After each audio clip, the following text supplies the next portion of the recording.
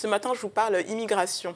Il est vrai que c'est un thème dont on a beaucoup parlé tout au long de l'année 2018, des migrants prêts à risquer leur vie dans leur quête d'une vie meilleure, d'un Eldorado occidental.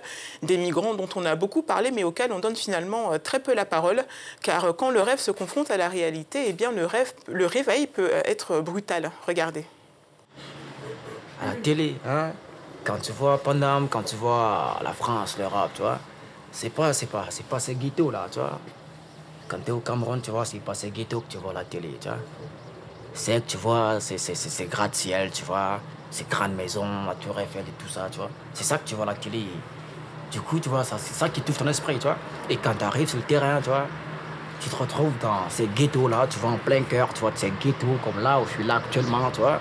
Tu te rends compte que, mais oui, fallait ouvrir l'œil, mon pote. L'extrait que vous venez de voir a été tiré d'un film documentaire, Partir, avec un point d'interrogation, coproduit par De l'autre côté du périph' et Luman Communication.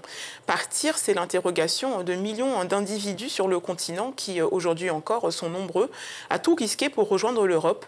L'initiative est née de la réalisatrice camerounaise Marie-Noëlle Niba, un peu fatiguée de voir toujours la même narrative concernant les migrants dans les médias. Des années que je vois aussi, comme tout le monde, des vidéos, des reportages sur nos frères africains qui traversent le désert, l'Espagne, qui meurent dans l'eau et tout ça.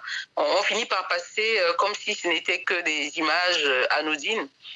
Et je me suis dit qu'il fallait qu'à mon niveau, ou bien chacun devait faire quelque chose, et je me suis proposé de le faire, surtout que par coïncidence, dans mon emploi de tous les jours, où je suis responsable des relations publiques à l'ambassade, je rencontre d'autres migrants qui me racontent ce qu'ils ont traversé, et je me demande, mais pourquoi est-ce qu'on doit vivre ça? Pourquoi est-ce qu'ils sont obligés de vivre ça? Est-ce que la situation est si grave en Afrique? Et voilà, je me suis dit qu'il fallait trouver une manière d'en parler. Et c'est comme ça que j'ai décidé de retourner vers ceux qui ont vécu ça depuis longtemps pour qu'ils nous racontent un peu leur histoire. L'un des objectifs de ce documentaire, eh bien, c'est de casser un peu cette image d'un Occident paradisiaque par opposition à une Afrique qui n'aurait plus rien à offrir. Il y a toujours des gens qui sont des candidats à l'exil parce qu'on continue à faire croire qu'ici la vie est belle. Oui, la vie est belle. La vie est aussi belle en Afrique. C'est ce que je veux faire comprendre. Il n'y a pas un enfer en Afrique. Il n'y a pas un enfer puisque nous sommes, même nous qui vivons ici, chaque fois quand tu vois quelqu'un qui est en train d'aller au pays, comme on dit, ses yeux, il a plein d'étoiles dans les yeux. Ça veut dire qu'il y a quelque chose. Même pour ceux qui ont risqué leur vie pour venir ici, il faut voir avec quel engouement ils ont envie de prendre un visa ou alors ils ont envie d'avoir le passeport pour retourner au pays. Et je dis, mais si on est si content d'y retourner, ça veut dire qu'on pourrait y vivre aussi, puisqu'il y en a d'autres qui y vivent. Et quand vous y allez, ceux qui vous accueillent, ceux qui vous font être heureux, c'est nos frères et sœurs qui ont réussi à trouver leur compte là-bas. Ça veut dire qu'on peut trouver son compte. Et moi, ce que je dis, c'est que nous devons aller partout où nous pouvons trouver notre compte. Mais si vous ne trouvez pas votre compte, n'ayez pas peur de rentrer. Partir comme ceux qui ont quitté leur terre natale pour l'Occident, mais surtout partir d'un endroit où l'on a cru à tort parfois pouvoir trouver le bonheur et avoir le courage de rentrer et tout recommencer. Ceux qui ont le courage de rentrer, c'est eux les héros.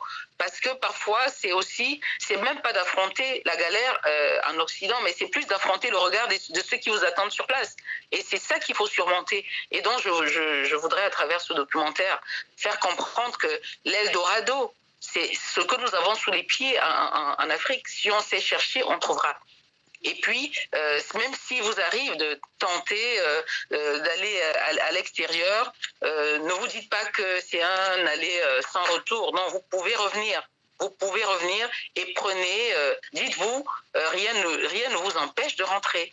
Même le regard des autres, vous devez pouvoir le surmonter. Et je demande dans ce documentaire qu'on s'arme de courage pour aller recommencer, qu'il n'est jamais trop tard pour se reconstruire. Il y a encore beaucoup de choses à dire sur la question, notamment sur les dommages psychologiques subis par ces candidats à l'exil. On continuera d'en parler la semaine prochaine avec Laurence Lascari, qui est la productrice de ce documentaire, et on entendra aussi plus de témoignages. Pour ceux qui sont impatients d'en savoir plus sur ce documentaire qui n'est pas encore sorti, la prévue est sortie courant 2019, vous trouverez toutes les informations sur notre site internet www.africanews.com ou .fr pour le français.